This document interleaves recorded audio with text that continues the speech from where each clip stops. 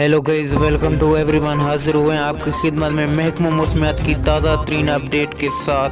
पाकिस्तान में मूसलाधार बारिशें कब होंगी, पाकिस्तान का मौसम कब बदलेगा, इसी हवाले से आपको मुकम्मल तर अपडेट से आगाह करेंगे। लेकिन उससे पहले इस वीडियो को लाइक करके चैनल को सब्सक्राइब कीजिए और इसके साथ बेल आइकन को बजाएं ताकि तमाम तर वीडियोस का नोटिफिकेशन आपको बर वक्त और सबसे पहले मिल सके। जी हाँ दोस्तों, आपको बताते चले महकमा मौसमियात ने आइंदा 24 घंटों के दौरान पाकिस्तान में हाई अलर्ट जारी कर दिया।